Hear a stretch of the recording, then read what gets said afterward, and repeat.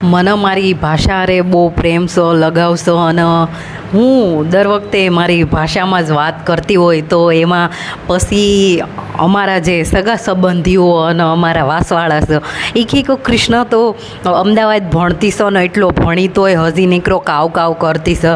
તો મને મારી ભાષા હારે બહુ પ્રેમ છે, લગાવ છે અને આપણે જેની હારે પ્રેમ હોય એને દુનિયાને કાંઈ દેખાડવાની કાંઈ જરૂર નથી કે આ મારો પ્રેમ છે અને આની હારે એટલો લગાવ છે. કેમ કે દુનિયાવાળા લોકો છે એ તો એમને જે સમજ હોય એ સમજ્યા કરે. અને બીજી વાત એમાંય છે કે જે લોકોને ચ શ અને છે એ બોલતા ન આવડતો હોય તો એ મારી વાતો આમ નાખો બેઠા બેઠા કરો કે કશું તો હજી એટલો ભણતી છે અને પાછા બધાય મને કૃષ્ણા નથી કહેતા કશું કે તો કે કશું તો એટલો ભણી તોય હજી નીકળો કાવ કાવ કરતી છે. પણ એમાં તમારો કાવ જતો છે. અહીંયા મારા જે ગુજરાતી ફ્રેન્ડ હિન્દી બોલવાવાળા અને ઇંગ્લિશ બોલવાવાળા એની સામે હું એવી ભાષામાં વાત કરતી છું, એની તમે ચિંતા ન કરતા. અને એક ટાઈમ ઉપર હું ટીચર હતી, પછી ઓનલાઈન હું ભણાવતી ગુજરાતી હિન્દી એમાં બોલતી છું, તોય મારી વાતો કરવા આવી જાય તો મને એમ લાગે કે ભાઈ તમે તમારો ધ્યાન રાખો ને તમને તે શ છ એવું બોલતા આવડતો હશે, મને બોલતા આવડતો હશે. તો લોકો છે એમની ભાઈ તમે એને ક્યાંય પહોંચવું વળો જ નહીં અને તમે એને ક્યાંય પોગું નથી વળવાના.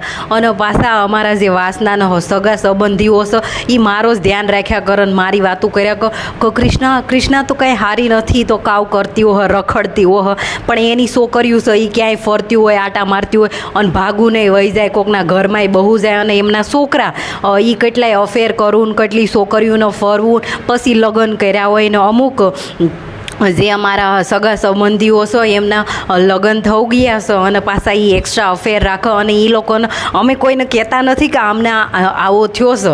અમને બધી ખબર હોય કે અહીંયા આમ છે. તમે જેમ અમારો ધ્યાન રાખતા હોય એમ અમને ખબર હોય. અને હું અહીંયા અમદાવાદમાં બેઠી હોય તો તમે જેમ તમારા સગા સંબંધીઓને દોલતીમાં બેઠા બેઠા અહીંયા અમદાવાદમાં, સુરતમાં અને મહુવામાં તમે બધા ન્યૂઝ મોકલતા હોય કે આમ થયો છે, તો મને મારા મા બાપને બધાય કહેતા હોય કે આમ થયો છે દોલતીમાં, મને બધી ખબર હોય. તો કહેવાનો એમ છે કે ભાઈ મને મારી ભાષા હારે બહુ લગાવ છે, પ્રેમ છે. અને તમારે જે ભાષા હારે અને પ્રેમ હોય, લગાવ હોય તો તમે બોલો તો એમાં કાંઈ વાંધો નથી. અને બીજી વાત એમાંય છે કે મને મારા થોડાક સગા સંબંધીઓ અને જે મારા વાસવાળા એ મને ક્યારેય ગમ્યા નથી, એટલે કે એ મારી જ વાતો કર્યા કરે ને મારો જ ધ્યાન રાખ્યા કરે અને એની સામે એની છોકરીઓનો છોકરા કાવ કરતા હોય એ એને ખબર ન હોય. તો મારે એમને એમ કહેવાનો છે કે તમે તમારો ધ્યાન રાખો, તમારા જે છોકરીઓ છે એ કાવ કરતા છે એનો ધ્યાન રાખો. અને પછી અમુક તો મારી વાતો કરે કૃષ્ણા તો ત્યાં ભણતી હોય તો રખડતી હોય, એના છોકરા એટલા ફ્રેન્ડ્સ પછી કે કૃષ્ણાના આમ છો તેમ છો. તો ભાઈ તમારે જવાનીમાં તમે બધોય કર્યો જ હોય ને. હું તમને છોકરી નથી લાગતી, હુંય માણસ છું તો મને પ્રેમ થાય, બધુંય થાય. અને મારા તો હજી લગ્ન નથી થયા તો મેં પ્રેમ કર્યો હોય તો એમાં કાંઈ ખોટો નથી. ને અમુક તો લગ્ન કરું 2-3 છોકરાવાળા બધા એક્સ્ટ્રા અફેર રાખતા છો, તો એનો તમે ધ્યાન રાખો. તમારા છોકરીઓનો ધ્યાન રાખો. તમારી સામે જ કોકની હારે ભાગું જાય ને કોકની હારે લગ્ન કરી લે અને ઠેઠ ક્યાંથી થેટ ડોલતીમાં આવવો પડે, તો એવી તો હું નથી. અને બીજી વાત એમાંય છે કે હું એટલી સમજદાર અને પાછી મારા મા બાપે મને એવું કીધું છે કે તને જે છોકરો ગમતો હોય ને તારે અમને કહી દેવાનો. તો મારામાં એટલી હિંમત, તેવડ ને તાકાત છે કે હું મારા બાપુજીને કહું કે બાપુજી મને આ છોકરો પસંદ છે. એટલે તમે મને તમારી હારે નહીં હરખાવતા. તમારામાં અને મારામાં ફરક છે અને તમારી મારી કાંઈ કમ્પેરિઝન એટલે હરખામણી હોય જ નહીં. એટલે તમારી છોકરીઓ, તમારા છોકરા એનાથી હું અલગ છું.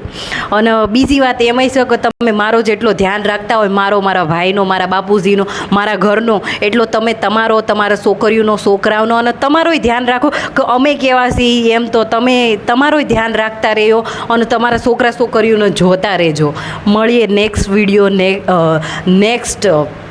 વિડીયોમાં કે જેમાં હું તમને વાતો કરતી રહી. અને મને મારી ભાષા હારે બહુ લગાવશો અને એની હાટું મારે તમને એવું સમજાવવાની જરૂર નથી કે હું કેમ મારી ભાષા બોલતી છું.